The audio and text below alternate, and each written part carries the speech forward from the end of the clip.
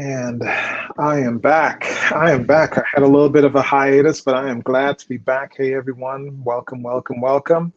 I've got a good discussion today with a good friend of mine, a mentor of mine, and an absolute wonderful officer as well.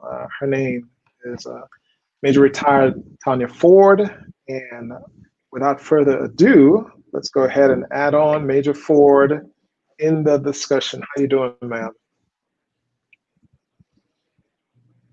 I'm well. How are you, Otis? I'm doing well. I'm doing well. I I don't know if it's maybe subconsciously I dressed this way today, but being in a very dark sort of black color, I got a personal family. You're breaking up. Do you hear me now?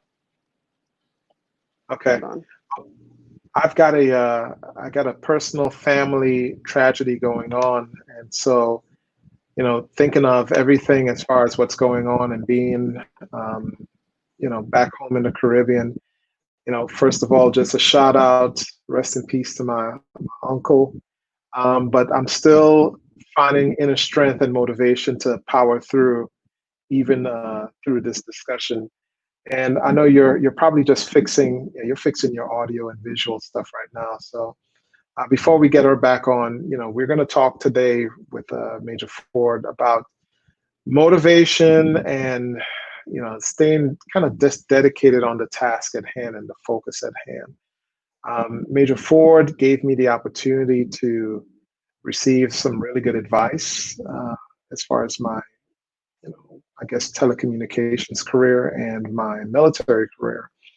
And she herself is just a wonderful woman. She is a fighter. She's a survivor of several things going on with her personally, and maybe she'll choose to explore on that. But today's topics, today's discussions will just be a wide range of how can you find motivation even through this time of pandemic. Yeah, bills are a heck of a motivation personally, but how do you find that get up, that will to, and that want to move forward in your personal, professional, spiritual life?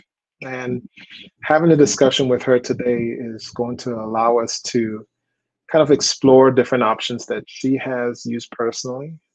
Maybe I'll share some of the options that I've used personally.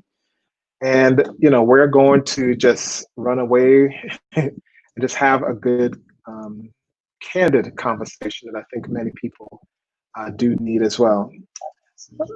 And, as far as where your inner motivations are, I'd like to have all the viewers, send in your comments as far as what do you do in order to motivate yourself? What do you do in order to dedicate yourself to the task at hand? How do you get over that sort of mental block that you may have during your time? Some people find motivation with financial motivation.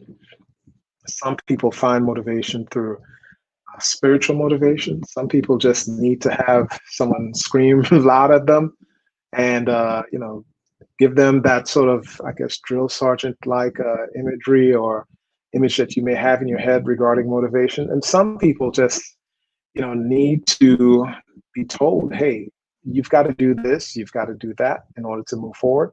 And those are the folks that typically they're different in the way that they motivate. Everyone has a means and a trigger and a driver in their motivations, in their focuses in life. So I as far as me, let's talk about my motivations personally. I had the chance to just work with uh, as far as the military and my motivations. I am a prior combat medic. I'm a prior Army officer, and I've had obstacles in my career as far as, what do I need to do in order to move from a task at hand? Um, and how did I personally persevere through that? Well, I had mentors that helped me through those tough times. And I had mentors that helped me through those times that typically a lot of people may falter, and may not necessarily have those inner motivations to move forward or progress. But, as someone told me before, hey, you come from a certain cloth of family, you come from a certain blood of family, you come from a certain background. And, everyone is going to go through hard times and tough times. You're not a family of people that give up. You're not a family of people that, just throw in the towel, as they say, and call it a day. And, that's not necessarily a thing that I disagree with. I fully agree that that's the family that I come from. That's the background that I come from. But, I want to just give some advice to those out there who may feel that pressure, may feel that, that pain in order to get themselves motivated. Asking for that professional help, if you may be dealing with something personally and medically or psychologically, there's nothing wrong with that. Just as anyone would go to a hospital if their leg was broken, their arm was hurt, or whatever, there's nothing wrong with talking to a professional, mental health professional, a friend, a pastor. Why limit yourself to one? Talk to those individuals that may be able to give you that inner motivation, or those words of advice, or that counseling. Or if there's a chemical imbalance, maybe give you that medication that you need. There's nothing wrong, and there's no shame in finding that professional assistant to help you with the help that you need.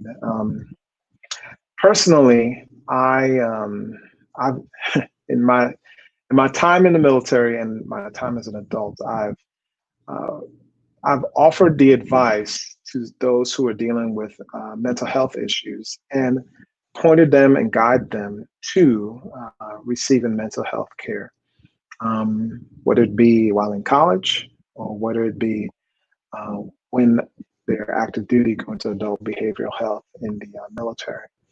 And finding those individuals and giving those individuals the advice that's needed, it has given a lot of folks the opportunity to persevere and conquer those inner demons that they may have been going through. Dealing with that myself personally, I've also went ahead and gotten the help that I need. And there's no shame in that. There's no shame in, I don't know why that even be a question of shaming one who's going for the mental health care that they need, but there's no shame in that. So if you've personally got mental health issues, or if you need someone to talk to, or you need a counseling session, I've been doing for the past almost 15, 16 days, so over 2 weeks, push-ups. It's 22 push-ups a day.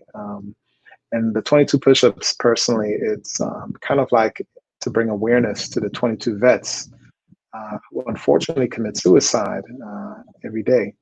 I was initially tagged by the Surgeon General of the Army, and I think it's a heck of a motivator to do the push-ups, bring awareness. I leave the links on the bottom of the page, and the links on the bottom of the page kind of give folks the opportunity to call anonymously, or get the help that they need, or provide that link to an individual who may be needing care. So, I know some of us may be looking for what is the purpose and point of even having this discussion? What's the purpose and point of even having these live streams? And these live streams are really to provide that professional care, that professional advice, that professional word, know-how, and locations for those who may be looking for that assistance and help. So I just want to go ahead and have you all really take heed to those links, those places of advice, those places of help that you may be looking for. So let me go ahead and try to rejoin Major Ford to see if she could rejoin me back in the discussion. I guess we're having a little bit of a technical glitch today, but we're still rocking with it. We're still rolling with it. I'm still going to talk with you. I'm still going to be here with you. I already got some comments coming in there as far as people who are commenting and wondering about what today's discussion is all about. And the first comment that I see is from another soror of mine. We've got, I think she's captain, about to be retired or has been retired already, Miss Uganda Kenya Wicks. Hey, Kenya, how you doing? She's just saying hello there. I appreciate the words, just checking in to the discussion that I'm having today. So let's see, let's find out what's the latest with Major Ford. How are you doing? Is your audio and visual working? It seems that, and just in time, I've got Major Ford back with me. Hey, ma'am, what's going on? I'm glad I'm a former signal officer, that I don't give up. I had 2 or 3 tablets going on. I planned for air, you know. And me mentally as a public affairs specialist, I know I could talk on anything and everything, whatever topic it is that's at hand. Even if I don't have full information, I know that I can point out and direct someone as to where they can get assistance at hand if they have an issue at hand.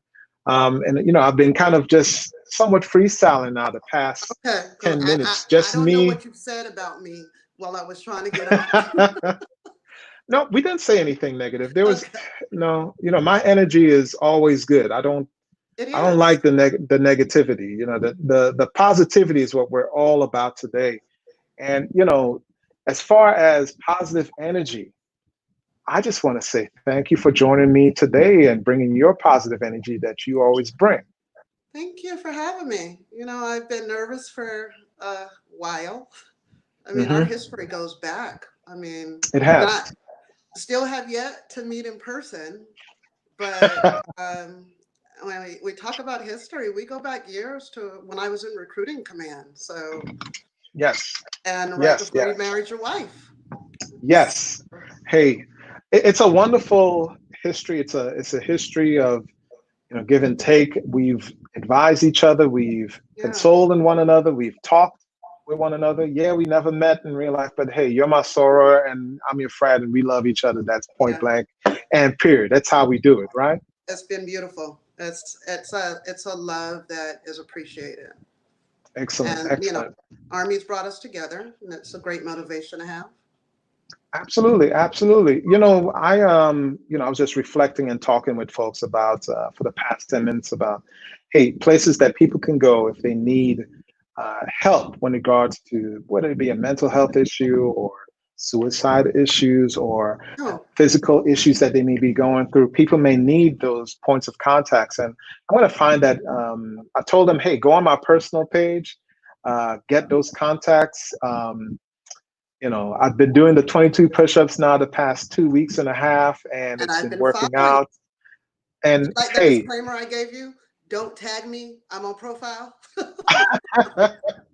I understand. Hey, I do it because as someone who has led soldiers and as someone who has been led by higher ups, I know that I've got a platform that people follow.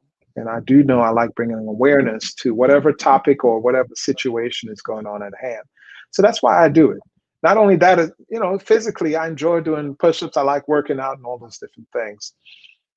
But I think lastly, it's because ultimately I want to bring assistance and help to those who need it, you know, and, you know, if you could motivate someone, if you could bring some information to someone, ultimately, it's always a good thing. And that's my ultimate goal and ultimate motivations as to why I'm even doing these discussions anyways. But, you know, enough about me. Let me stop talking about me.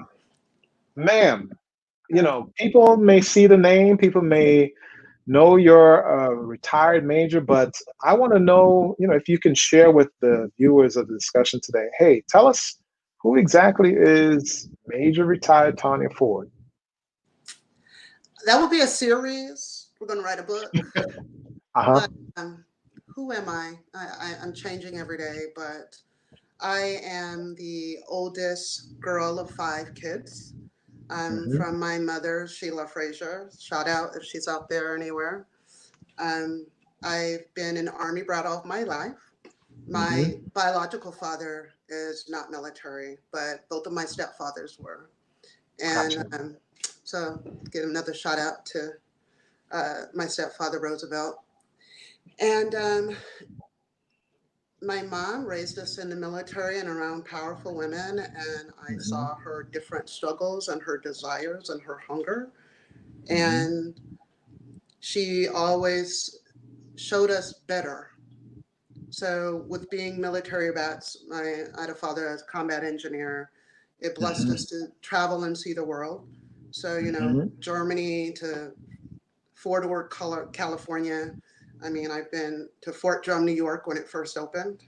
And I found a love for the military when I was young. My stepfathers are going to Korea, or we had to PCS to Germany, and the diversity and what they would bring home with it. I fell in love with it. The other kids didn't. Out of 5 kids, I have 3 that's done service. I used to shine my dad's boots, his uniform, and eat his MREs. So I knew I wanted to be all I could be. The commercials came on, I got excited. Yeah. Didn't know how I was going to do it. I just wanted to be a soldier. And so after high school, I attended high school in Colorado Springs, Colorado, because we were stationed at Fort Carson for a bit. And for a while after graduating from high school, I was a transfer student. I attended 7 colleges, transferred 7 times. I couldn't make a decision. Yeah. Wow. Hey, those But things happen.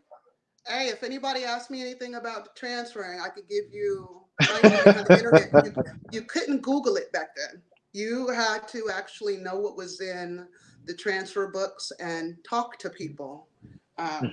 So, and fill out the applications and put them in the mail.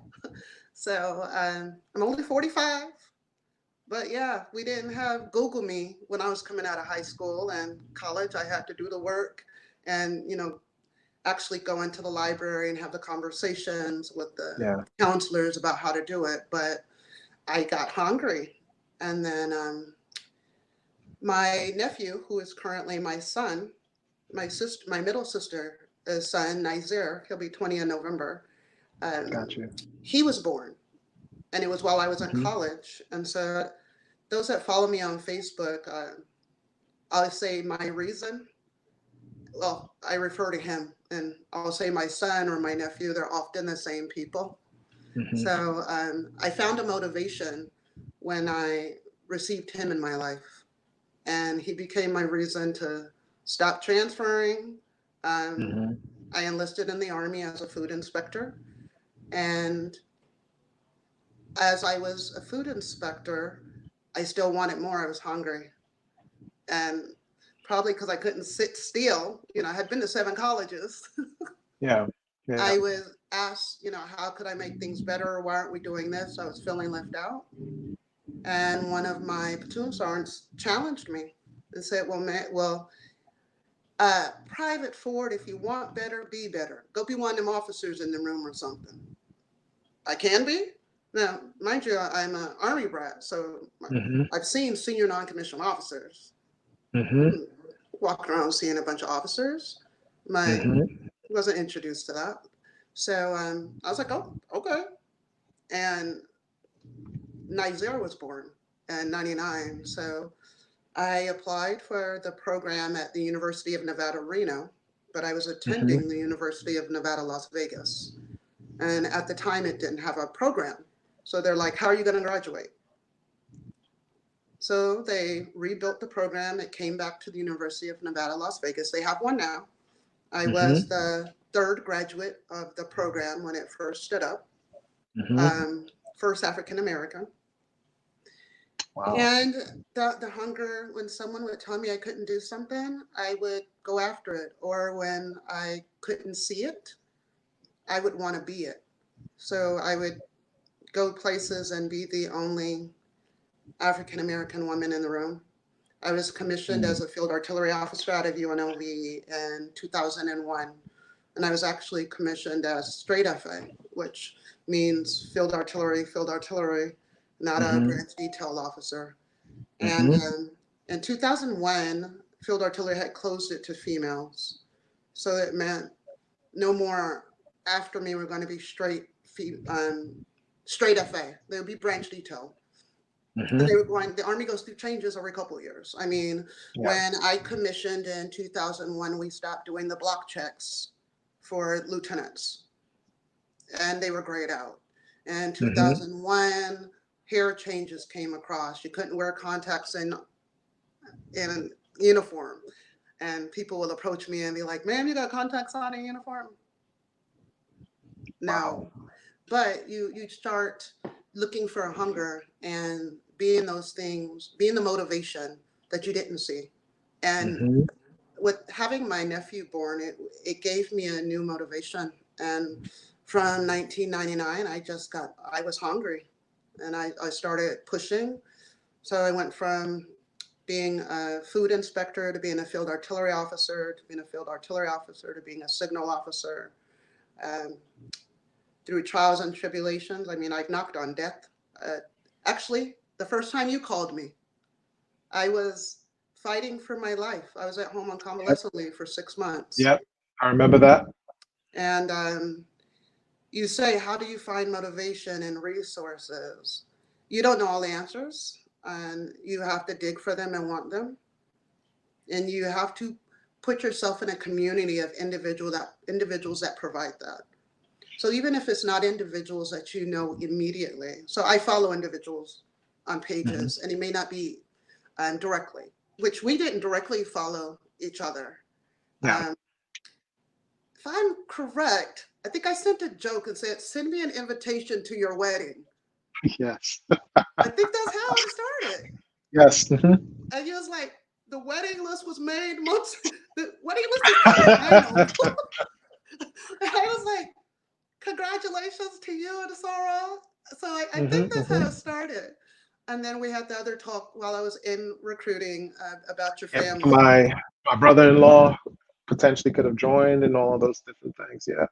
Let me ask, and before we kind of get more into the questions and everything, I understand that, yeah, you obviously did not take the traditional path to being eventually an Army officer. No. I actually was on a mission to do everything that was not traditional of an Army officer. That was going to be my basically the question, like, what was that inner thing that drove you? I mean, you were a trailblazer in different ways, but what was that inner thing that drove you and motivated you through those times? I had a mentor during a coffee. It wasn't like, one of those official mentor moments. It was, hey, let's go have coffee. And he said, if everybody looks alike and is alike, what makes you different? And he asked me, how did I see my career going? And I was interested in a facet of things, such as recruiting. And many have said statements that recruiting and ROTCs are job killers. And I was like, I don't care. I'm not here for no. I am here because this is what I want to do. When I enlisted, I had a horrible time with my enlistment. My original enlistment was into the Navy, and I had to do a congressional to get out. So, wow. Congressman Joel Heffley of Colorado back then, you talk to people, you research how to do things and how to be treated right.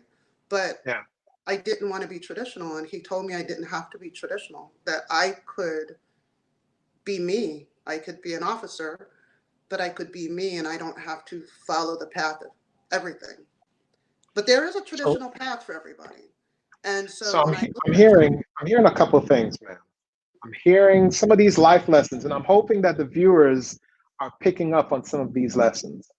If a door is there, an obstacle is there, meant to stop you,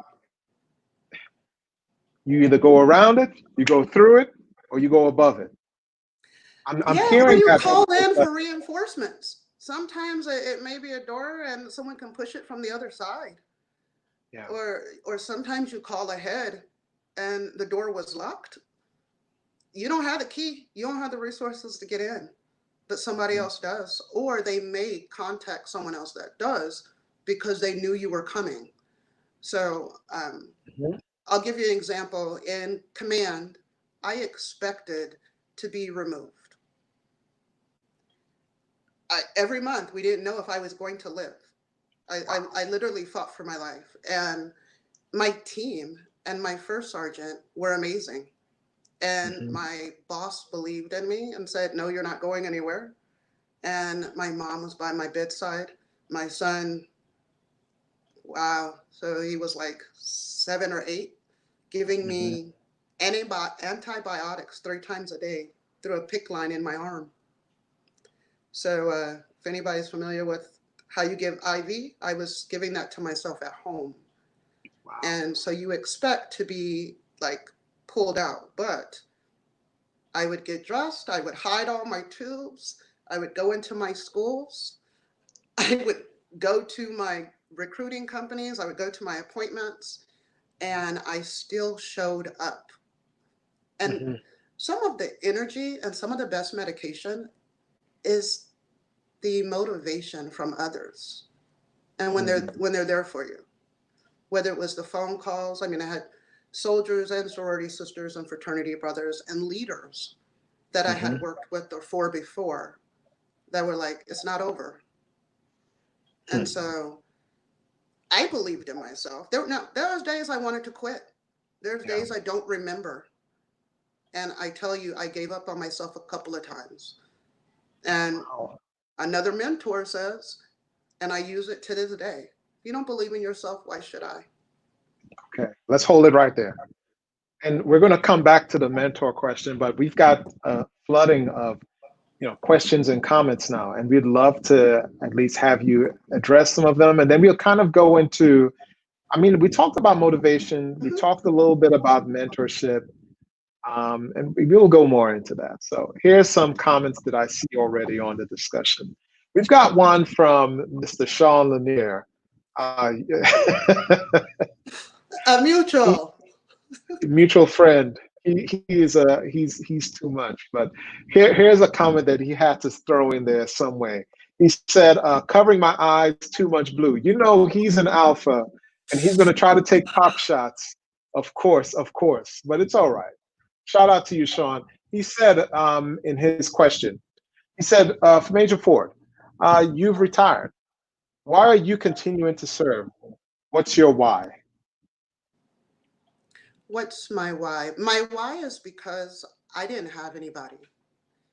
My why is because my mother told me it was the right thing to do. My why is because I'm a Christian. My why is because, as he said, there's blue. I'm a member of Zeta Phi Beta Sorority Incorporated. And so I live by service.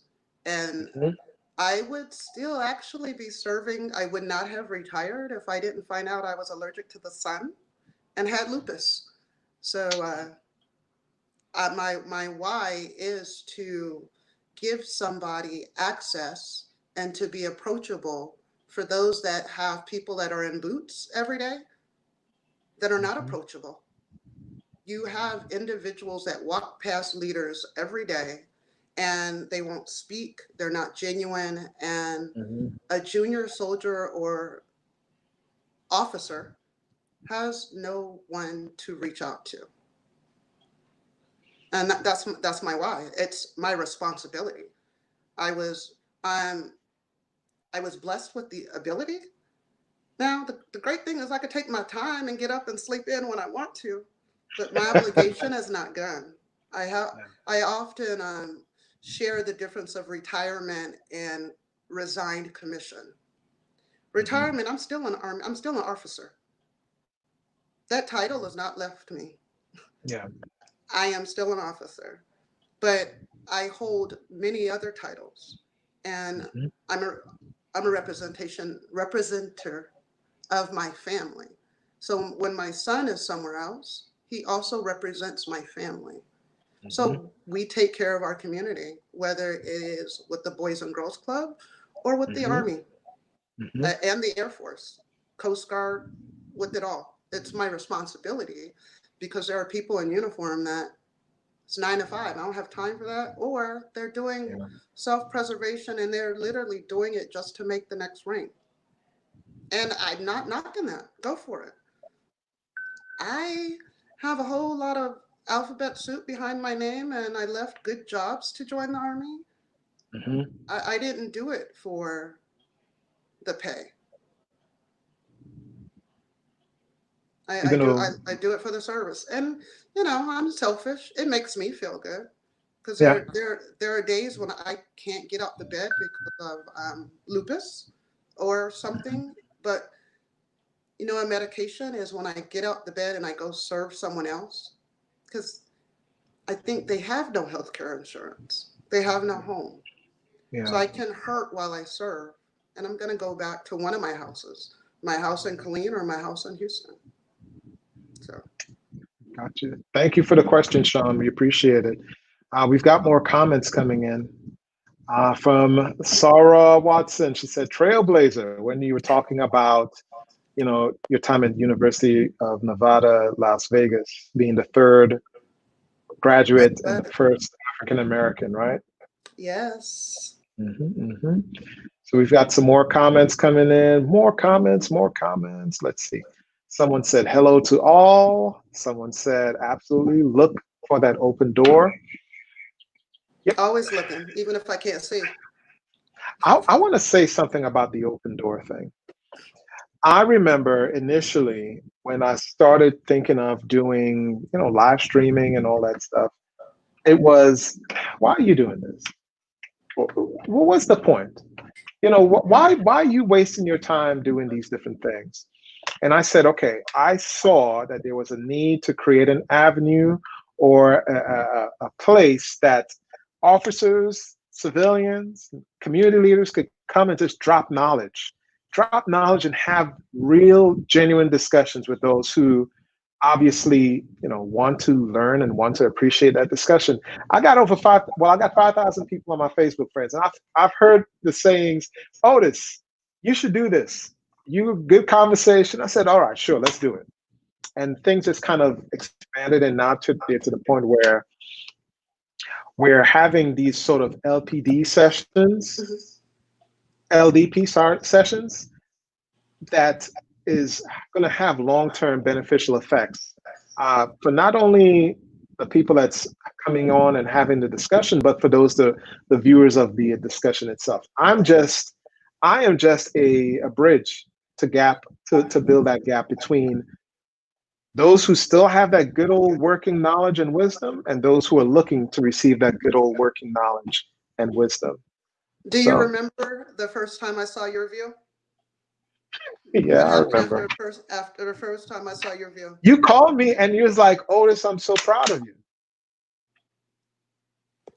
Yeah. Stop it. You're going to make me tear up at this discussion. No, I'm not doing that right now. No, Let's go into the next thing. I think when you talk, when we go to the topic on mentorship and motivation during COVID, we have to be mindful and intentional, and we have to be in it together. And if you're not, you don't make it.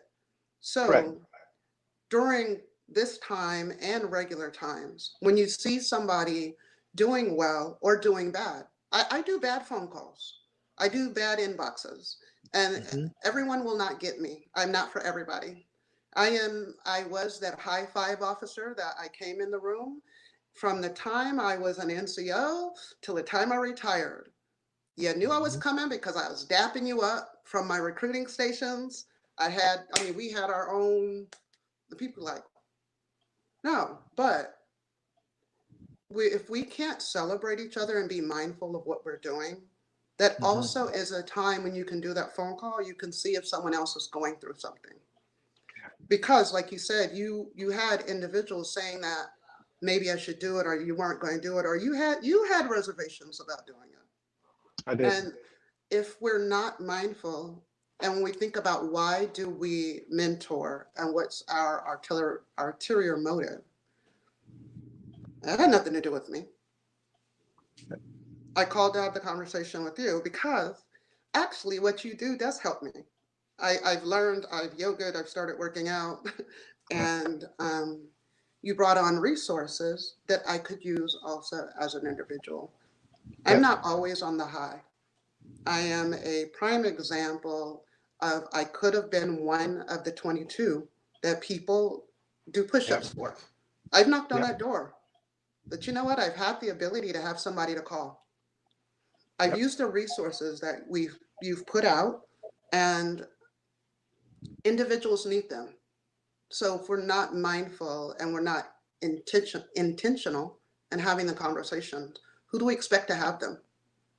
Especially, we're talking about COVID. We have to talk about these times that we're going through right now.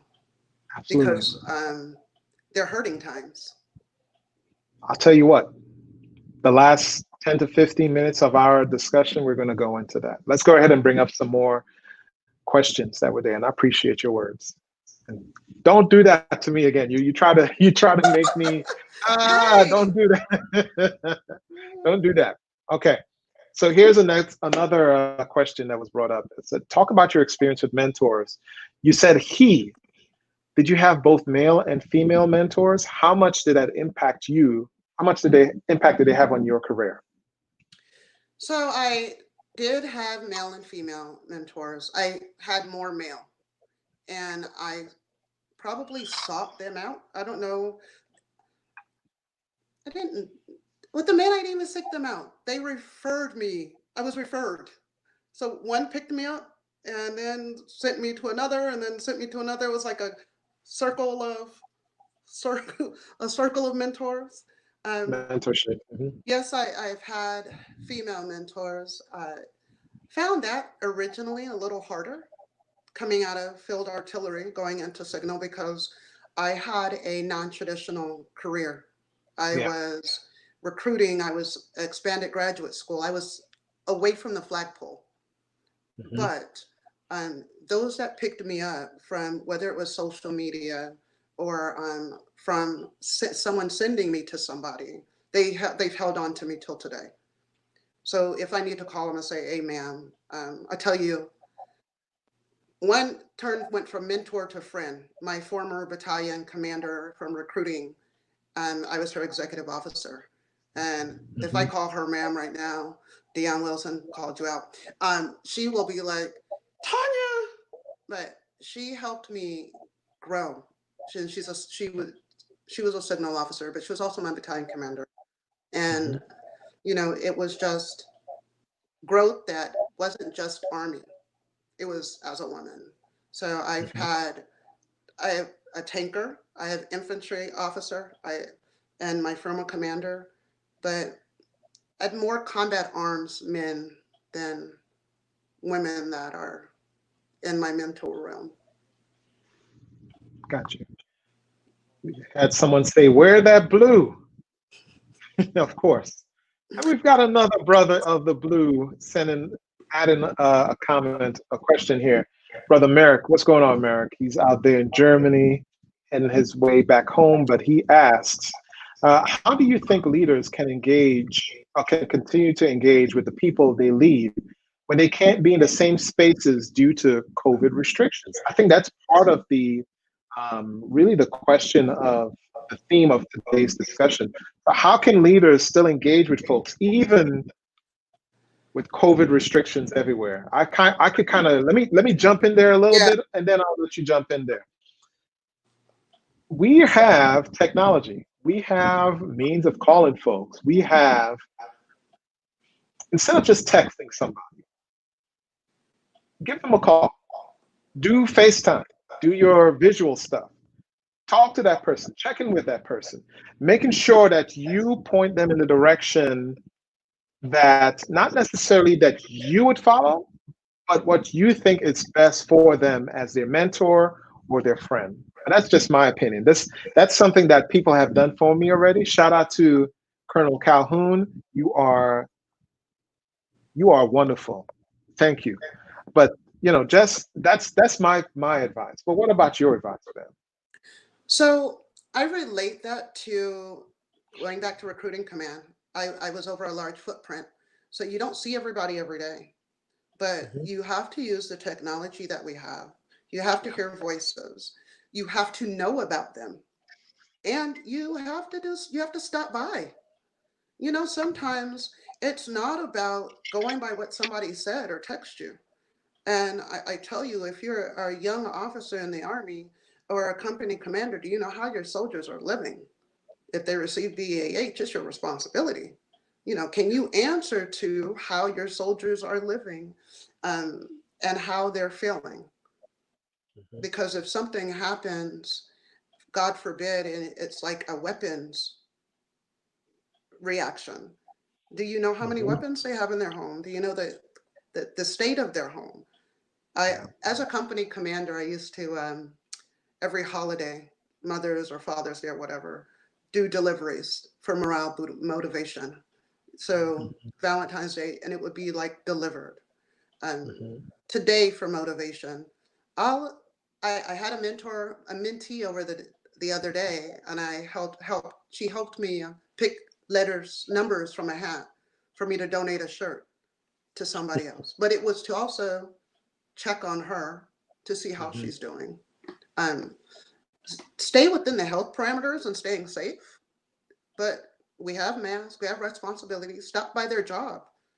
I tell Hmm. you, one of the largest meaningful moments was when I was experiencing racism at Fort Sill, and I had two unknown to me officers stop by my brigade to talk to my leadership. One was another brigade commander to talk to brigade commander, just to Hmm. talk to, and then say, "Hey, how's Lieutenant Ford doing?" From that moment forward, I was treated differently because they found out somebody cared. Then I had a battalion commander that stopped by that I found out later on that stopped by to visit one of his peers. And he ended up seeing me and taking me to lunch. But that was that involvement mentoring. And that happened at Fort Sill while I was a member of the 9th and 10th Buffalo Soldier Association, the Hmm. youngest one in there, but the individuals in there wanted to mentor and wanted to know that I was doing well. And they had heard I was going through some stuff. So instead of just depending on my voice, stop in and check on somebody. Because today, when you ask the question, how are you doing? How many people are going to answer it honestly? And how many people have the time or want to know the honest answer? I'll tell you what, especially during these times, these types of discussions, these types of platforms are encouraging genuine and real answers when it comes to issues that people may be going through. I wish I had something like this back in the days when I was going through some pretty nasty racist issues at Fort Campbell during my junior officer time. I had to medically retire out the military because of partly those issues, but I'm thankful for the lessons that I learned there. And so, as a kind of like a not a reaction, but sort of like in correspondence to what I experienced, I don't want to have people have those sort of lack of communication with those who may be able to advise them through their tough times. Yeah. And Um, sometimes it's just getting referred. I don't have all the answers. yeah, Sometimes it's getting referred to someone because I know where to go to for them. yeah. And I can say, hey, sir, I have this situation with this young officer and I don't know what to do.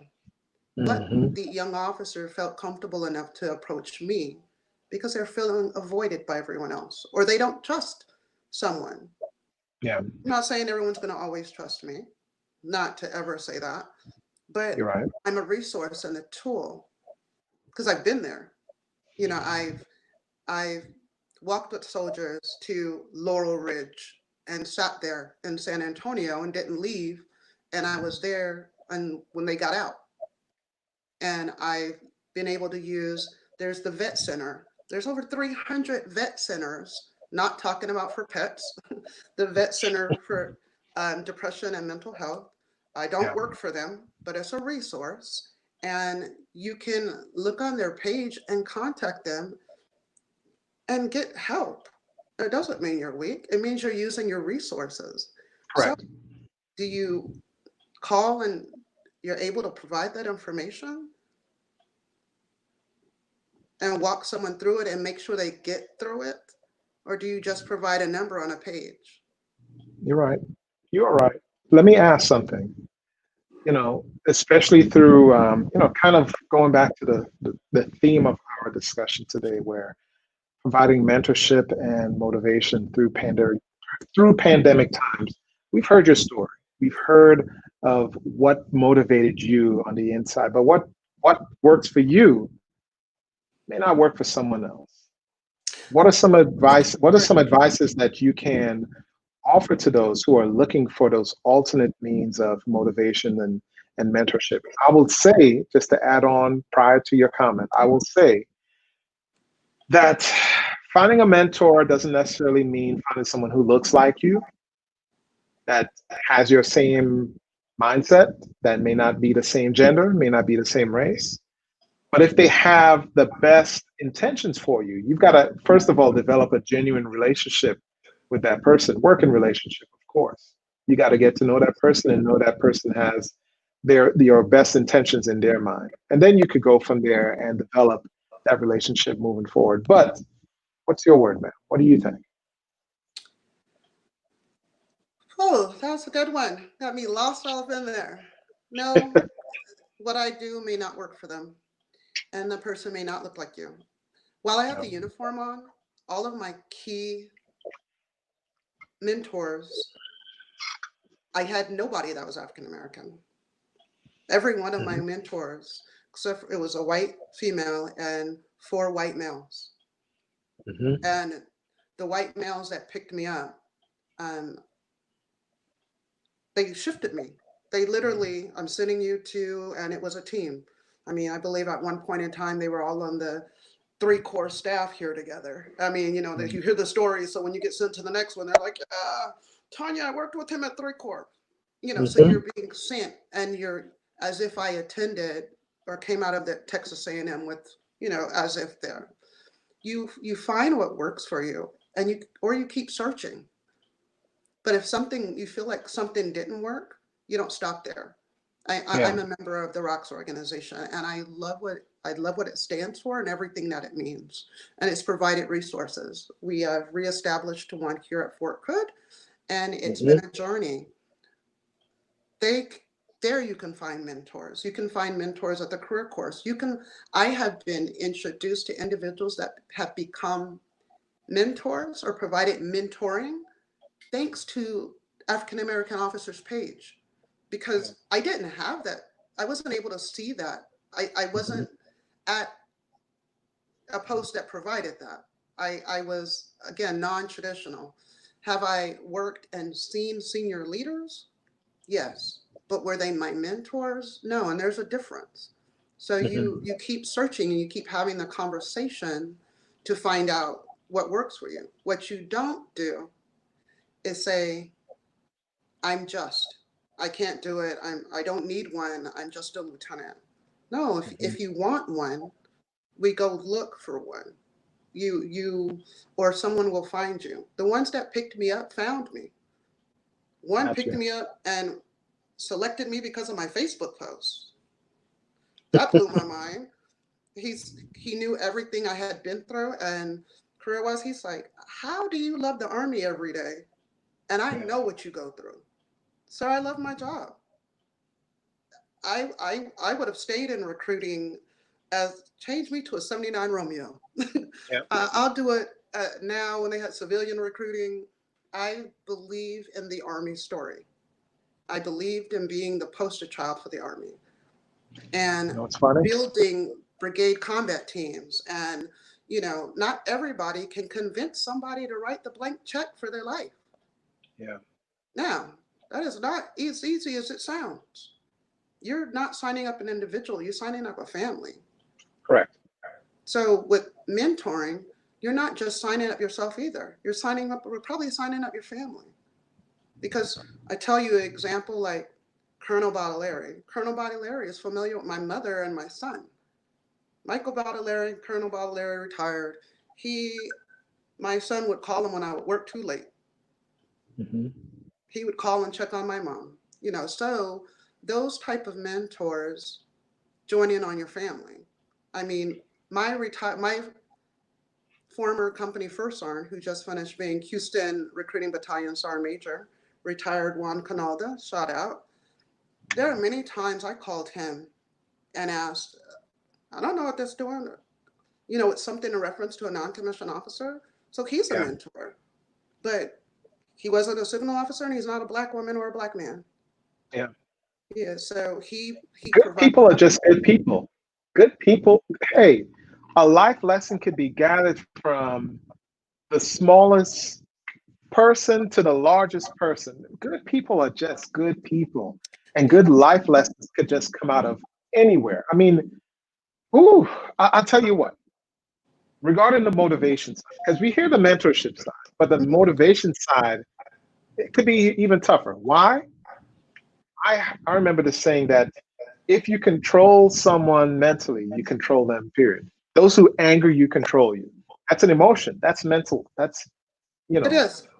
that's literally mental. So sometimes, especially during these pandemic times, some people may just look at the news. Some people may just look at society. Some people may just said, hey, we can't socialize. Some people may just want to just lay in bed because physically they're not the same person that they were before, and they may not be motivated to What I just found that conquer has the day. helped me is reflecting and putting a time to it.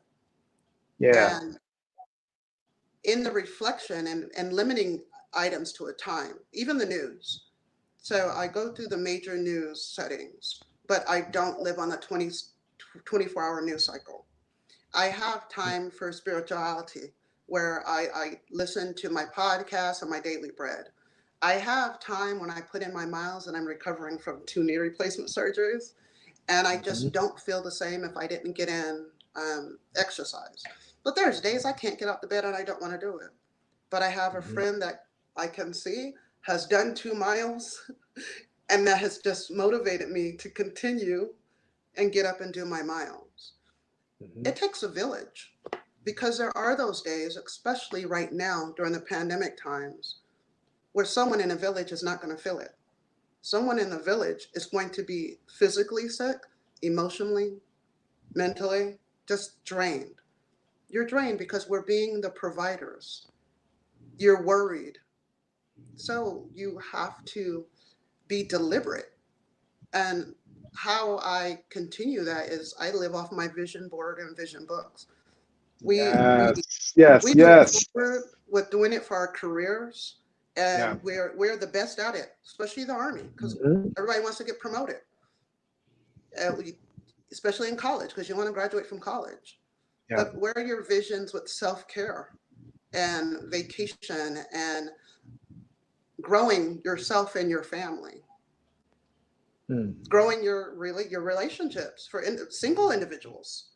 I make a joke. 20 years I chased a career, and not once on a vision board did I put love.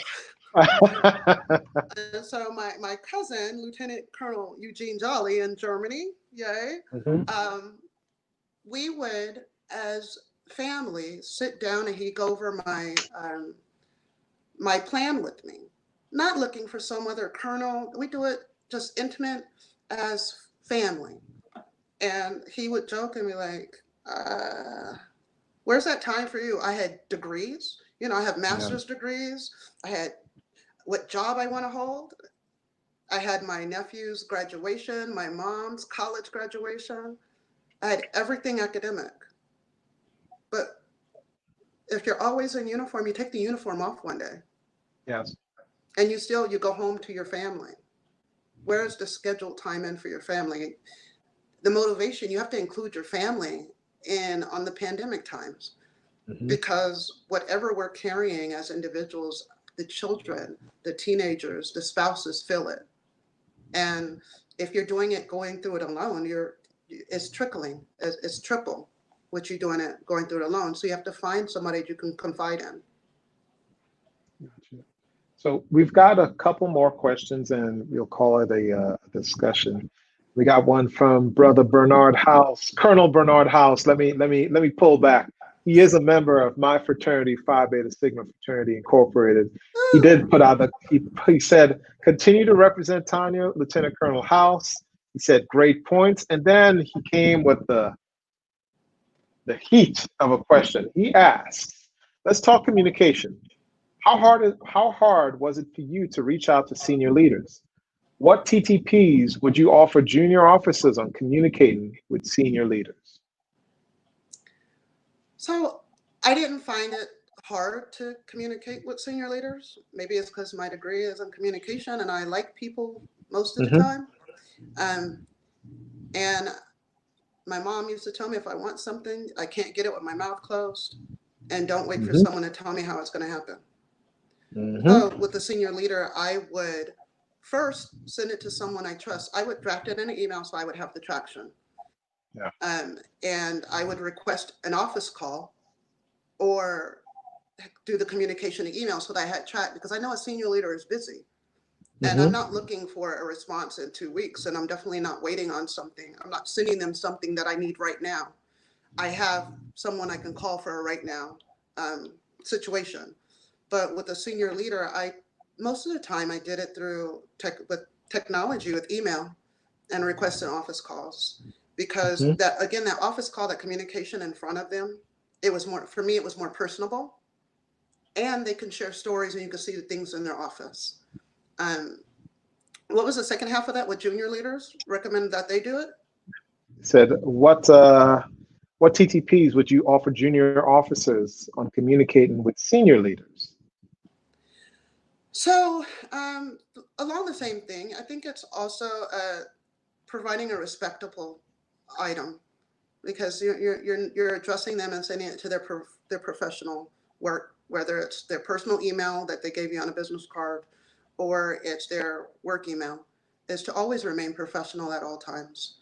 But email is a good traction. It's good for you to keep for what questions you've asked or what questions you haven't received an answer to, and follow it up with a phone call.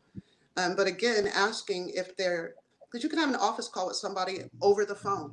They can schedule an office call with you. And with today's video life, you can do just this.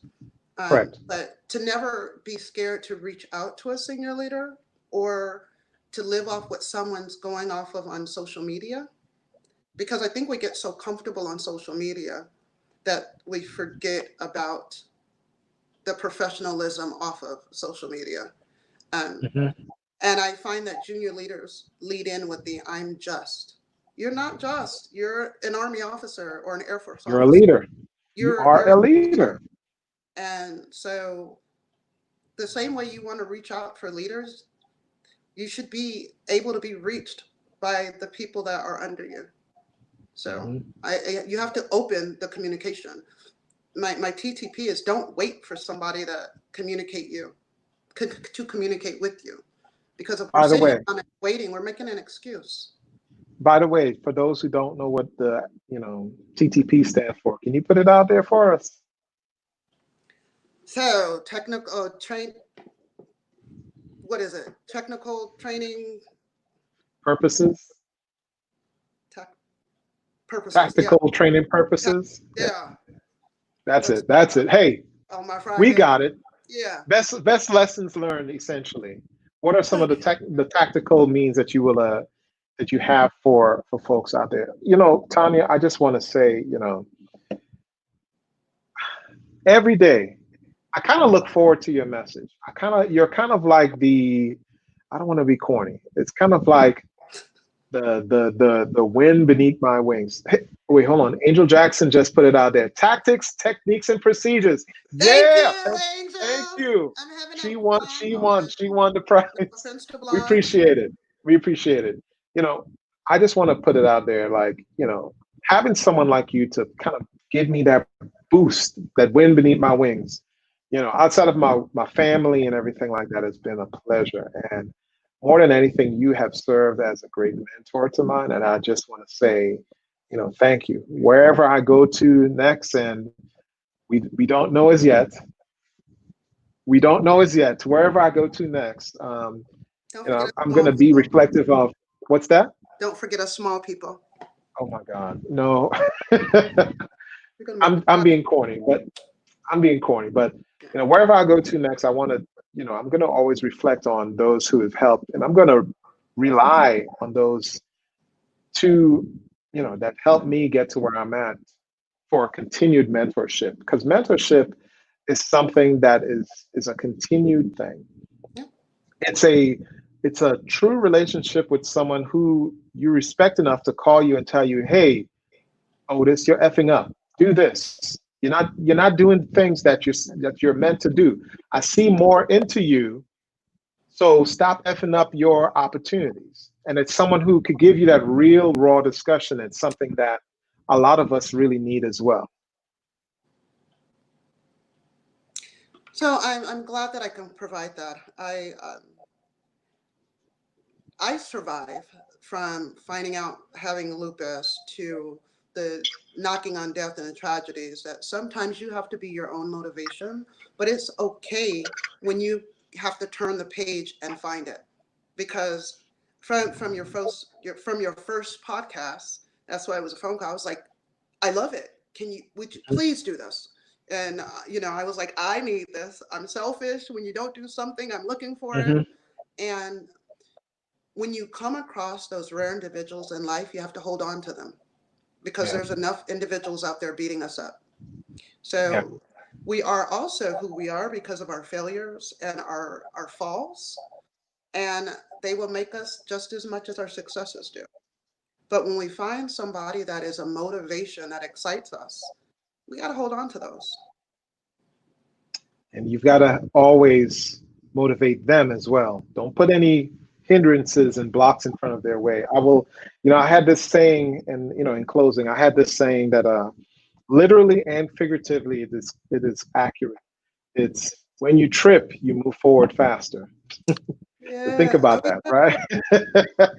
Like I've tripped a lot in my time, and instead of just falling and saying, the system is screwed and I'm done with it, I just realized, hey, maybe I'm just not meant to be at that area, and I've got to just keep moving forward faster to get that baton to the next level or the next step of where I'm trying to go to. But enough of talking about me. I just want to say, Major Ford, I just really appreciate everything from our discussion, and I appreciate our mentorship. And I want to just put a quick shout out to those out there. If you want to reach out to Major Ford, how can they contact you? My inbox or my email, just TaunyaFord@outlook.com. I'll give you the information. I'm available. I have a saying that there are no office hours for leaders. I'll take a call for someone that needs it at 2:30 in the morning. You might not get the answer at 2:30 in the morning, because my resources, if it's not life or death, I'm not calling my resources at 2:30 in the morning. But if you're looking for resources, before we do something stupid, make a phone call or ask the questions, and never let somebody tell you your voice doesn't matter. So if you need your voice to matter, and you're looking for a way to get it out there or to say something, I'll say it. Yeah. Awesome. Well, Major Ford, Major Retired Ford, my friend Taunya Ford. Thank you for coming and joining and having this discussion with me. Hold on. We've got some more folks just putting out comments there. Hold on. Let's share these comments before we leave. Let's share these comments. Someone said, awesome officer, had the pleasure of working with her in JMC. You probably know who that is. I don't know. They didn't say who they are. We've got one saying, great conversation and thank you for opening up. I believe we know who that is. That is Colonel Slider. Thank you. Yep. We've got Colonel House, who said great interview. I love to see Blue and White fam representing. Proud of both of you, and keep the good things going. Thank you, sir. We've got Miss Angel Jackson. She said, I love that saying, Otis. Hey, I appreciate it too, ma'am. I appreciate you too.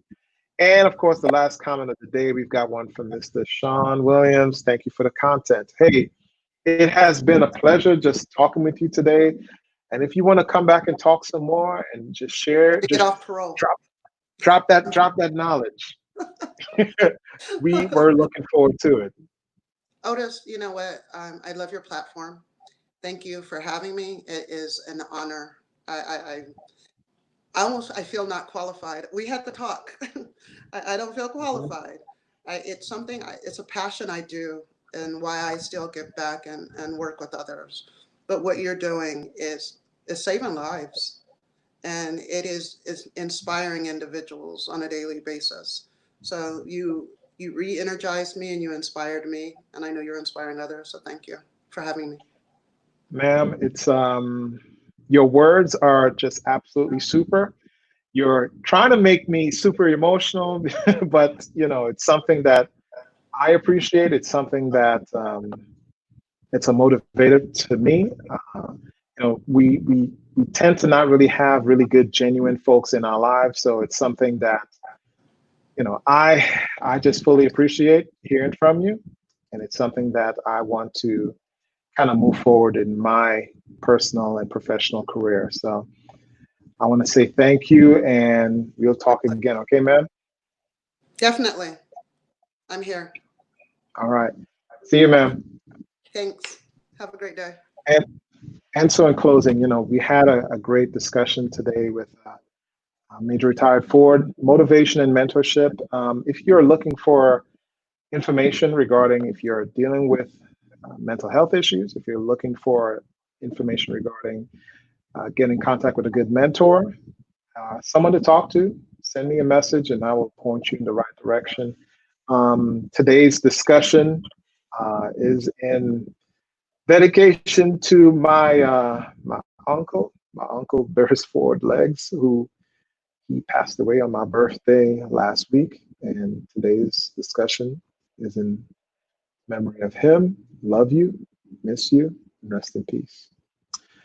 As I always say in parting, take care of yourself, take care of your family, take care of others. Bye now.